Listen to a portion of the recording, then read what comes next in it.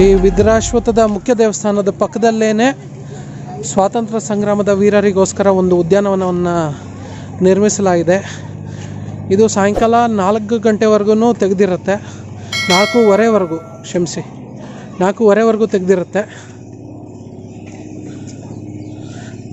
ಆದ್ದರಿಂದ ನೀವು ಬೆಳಗ್ಗೆನೇ ಬಂದರೆ ದರ್ಶನ ಮಾಡಿಕೊಂಡು ಹಾಗೆ ಈ ಒಂದು ಸ್ಥಳವನ್ನು ಕೂಡ, ಈ ಒಂದು ಸ್ಮಾರಕವನ್ನು ಕೂಡ ನೋಡಿಕೊಂಡು ಹೋಗ್ಬೋದು.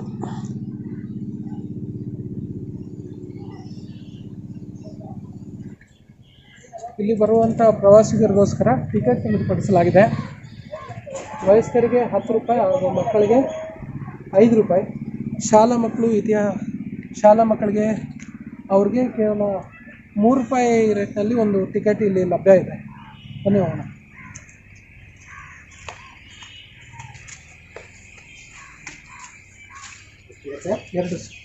ಎರಡು ಟಿಕೆಟ್ ಕೊಡಿ.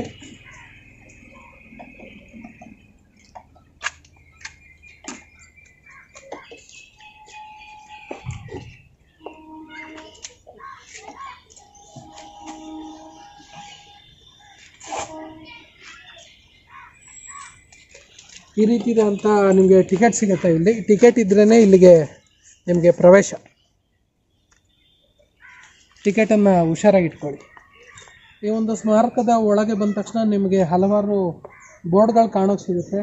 ಎಲ್ಲಿ ಹೋಗಬೇಕು, ಯಾವ ಕಡೆ ಏನೇನಿದೆ ಈ ಒಂದು ಸ್ಮಾರಕದ ಉದ್ಯಾನವನಕ್ಕೆ ಸಂಬಂಧಪಟ್ಟ ಹಾಗೆ ಅಂತ.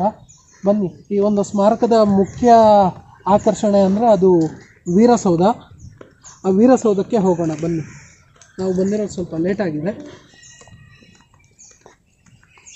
4 ಗಂಟೆ ಆಗಿದೆ. ಇನ್ನೊಂದು 5 ನಿಮಿಷದಲ್ಲಿ ಬಾಗಿಲು ಹಾಕ್ತಾರಂತೆ. ಅಷ್ಟರೊಳಗೆ ನಾವು ಹೋಗೋಣ ಬನ್ನಿ.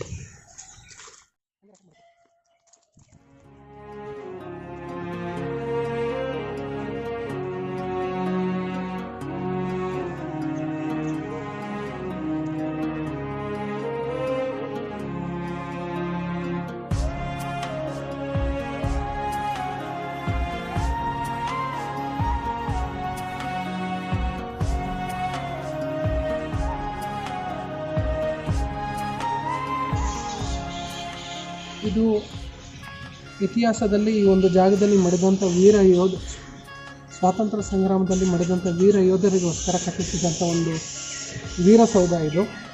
ಇದರ ಒಳಗಡೆ ಸ್ವಾತಂತ್ರ್ಯ ಸಂಗ್ರಾಮಕ್ಕೆ ಸಂಬಂಧಪಟ್ಟಂಥ ಹಲವು ಚಿತ್ರಪಟಗಳನ್ನು, ಫೋಟೋಗಳನ್ನು ಇಲ್ಲಿದೆ.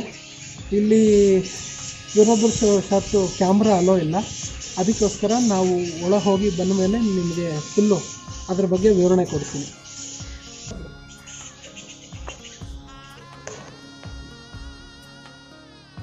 ಈಗ ತಾನೇ ವೀರಸೌಧ ಒಂದು ಸ್ಮಾರಕ ಬಂದ್ವಿ.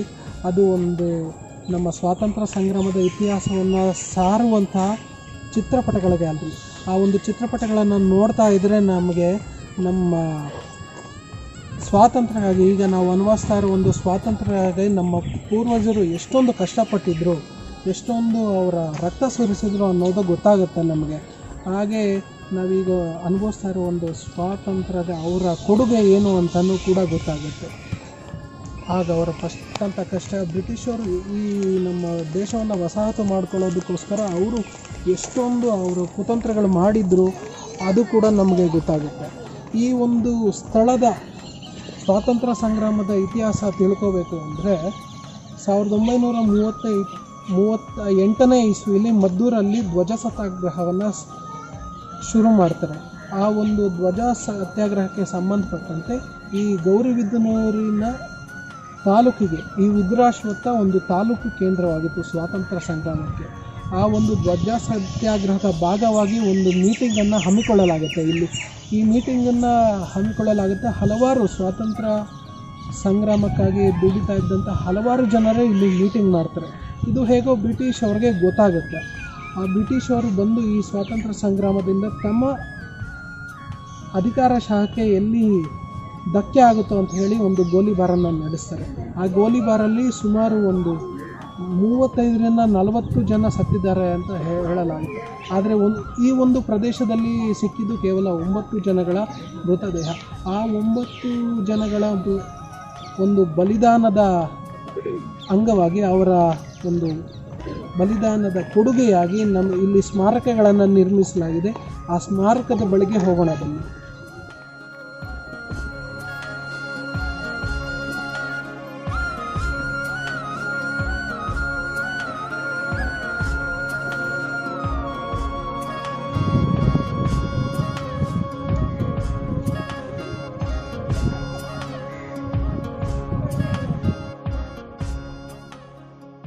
ಈ ಒಂದು ಜಾಗದಲ್ಲಿ ಧ್ವಜ ಸತ್ಯಾಗ್ರಹದ ಭಾಗವಾಗಿ ಇಲ್ಲಿ ನಡೀತಾ ಇದ್ದಂಥ ಚಳುವಳಿಯಲ್ಲಿ ಭಾಗವಹಿಸಿ ತಮ್ಮ ಪ್ರಾಣವನ್ನು ಅರ್ಪಿಸಿದಂಥ ಜನರಲ್ಲಿ ಕೆಲವರ ಹೆಸರುಗಳನ್ನು ಇಲ್ಲಿ ನಮೂದಿಸಲಾಗಿದೆ. ಭೀಮಯ್ಯ, ನಾಮ ಅಶ್ವತ್ಥನಾರಾಯಣ ಶೆಟ್ಟಿ, ನರಸಪ್ಪ, GT ಹನುಮಂತಪ್ಪ, ವೆಂಕಟಗಿರಿಯಪ್ಪ, ನರಸಪ್ಪ ಚೌಳೂರು, ಬಚನ್ನಗಾರಿ ನರಸಪ್ಪ, ನಾಗಮಲ್ಲಯ್ಯ, ಹಲವಾರು ಜನರ ಹೆಸರುಗಳನ್ನು ಇಲ್ಲಿ ನಮೂದಿಸಲಾಗಿದೆ. ಅವರ ಒಂದು ತ್ಯಾಗ ಬಲಿದಾನಕ್ಕೆ ಗೌರವ ಸೂಚಕವಾಗಿ ಇಲ್ಲಿ ಸ್ಮಾರಕವನ್ನು ನಿರ್ಮಿಸಲಾಗಿದೆ.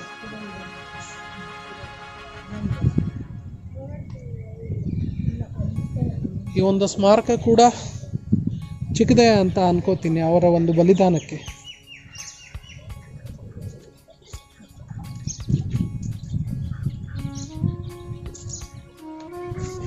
ನಮ್ಮ ಸ್ವಾತಂತ್ರ್ಯಕ್ಕೋಸ್ಕರ ತಮ್ಮ ಜೀವಗಳನ್ನು ಪ್ರಾಣ ಕೊಟ್ಟ ಈ ಒಂದು ಸ್ವಾತಂತ್ರ್ಯ ಯೋಧರಿಗೆ ಗೌರವ ಅರ್ಪಣೆ ಮಾಡೋದಕ್ಕೋಸ್ಕರ ಮಾಡಿರುವಂಥ ಈ ಒಂದು ಜಾಗದಲ್ಲಿ ಅವರ ಸಾಧನೆಗಳನ್ನು ಜನರಿಗೆ ತೋರಿಸುವಂಥ, ಮುಂದಿನ ಪೀಳಿಗೆಗೆ ಜೀವಂತವಾಗಿ ಉಳಿಸುವಂಥ ಕಾರ್ಯನ ಹಚ್ಚ ಹಸಿರಾಗಿರೋ ಹಾಗೆ ಮಾಡೋದಕ್ಕೋಸ್ಕರ ಹಲವು ಸಾಂಸ್ಕೃತಿಕ ಕಾರ್ಯಕ್ರಮಗಳನ್ನು ಇಲ್ಲಿ ಹಮ್ಮಿಕೊಳ್ಳಲಾಗುತ್ತೆ.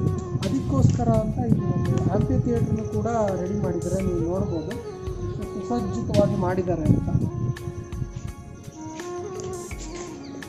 ಈ ಒಂದು ಜಾಗದಲ್ಲಿ ಎಲ್ಲರೂ ಕೂತ್ಕೊಂಡು ಇಲ್ಲಿ ನಡೆಯುವಂಥ ಹಲವಾರು ಸಾಂಸ್ಕೃತಿಕ ಕಾರ್ಯಕ್ರಮಗಳನ್ನು ವೀಕ್ಷಿಸಬಹುದು.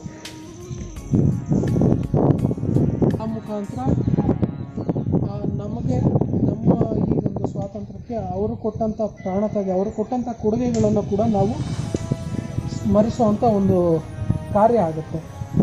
ಹಾಗೆ ಅವರ ಗೌರವ ಸೂಚಕವಾಗಿ ಅವರ ಹಲವಾರು ಪುತ್ಥಳಿಗಳನ್ನು ಕೂಡ ಇಲ್ಲಿ ನಿರ್ಮಿಸಲಾಗಿದೆ.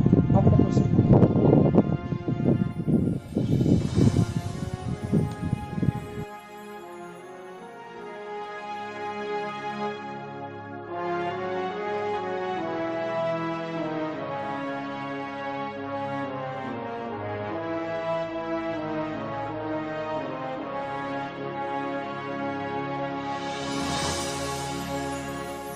ಹಾಗೆ ಅಲ್ಲಿಂದ ಇನ್ನೊಂಚೂರು ಮುಂದೆ ಬಂದರೆ ಇನ್ನೂ ಹಲವಾರು ಮಹನೀಯರ ಪುತ್ಥಳಿಗಳನ್ನು ಕೂಡ ಇಲ್ಲಿ ನೋಡ್ಬೋದು.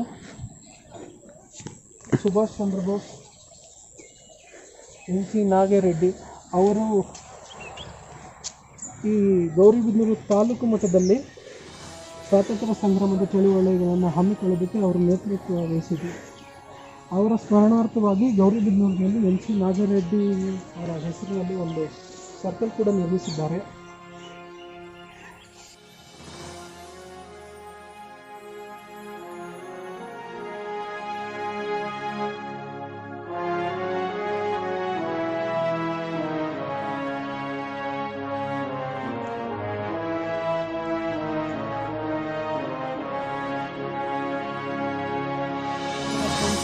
ಇದು ಐತಿಹಾಸಿಕ ಹಾಗೂ ಪೌರಾಣಿಕ ಹಿನ್ನೆಲೆ ಉಳ್ಳಂಥ ಒಂದು ವಿದುರಾಶ್ವತ್ಥದ ಒಂದು ಚಿಕ್ಕ ಪರಿಚಯ ನಿಮಗೆ.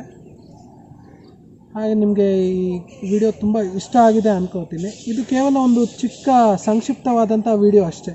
ಈ ಒಂದು ಜಾಗದ ಬಗ್ಗೆ, ಈ ನಮ್ಮ ವೀರ ಯೋಧರ ಬಗ್ಗೆ ನಾವು ಎಷ್ಟು ಮಾತಾಡಿದ್ರು ಕಡಿಮೆನೇ. ಈ ವೀರಸೌಧದ ಬಗ್ಗೆನೇ ಮುಂದೆ ಎಂದಾದರೂ ಒಂದಿನ ಸವಿವರವಾದಂಥ ಫುಲ್ಲು ಡೀಟೇಲ್ಸ್ ಇರೋವಂಥ ಒಂದು ವಿಡಿಯೋನ ನಿಮಗೋಸ್ಕರ ಮುಂದೆ ಕೂಡ ಮಾಡ್ತೀನಿ. ನಿಮಗೆ ಈ ಒಂದು ವಿಡಿಯೋ ಇಷ್ಟ ಆಗಿದರೆ ದಯವಿಟ್ಟು ಲೈಕ್ ಮಾಡಿ, ಕಮೆಂಟ್ ಮಾಡಿ, ಹಾಗೂ ನಿಮ್ಮ ಸ್ನೇಹಿತರೊಡನೆ, ನಿಮ್ಮ ಫ್ರೆಂಡ್ಸ್ ಜೊತೆ ಎಲ್ಲನೂ ಈ ವಿಡಿಯೋವನ್ನು ಶೇರ್ ಮಾಡಿ. ಈ ಒಂದು ಜಾಗದ ಬಗ್ಗೆ ಎಲ್ಲರಿಗೂ ತಿಳಿಲಿ. ಹಾಗೆ ನೀವು ಇನ್ನೂ ನಮ್ಮ ಚಾನಲ್ಗೆ ಸಬ್ಸ್ಕ್ರೈಬ್ ಮಾಡಿಲ್ಲ ಅಂದರೆ ದಯವಿಟ್ಟು ಸಬ್ಸ್ಕ್ರೈಬ್ ಮಾಡಿ.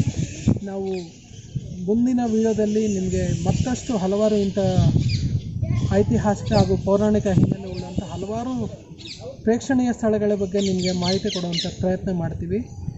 ನಮಸ್ಕಾರ.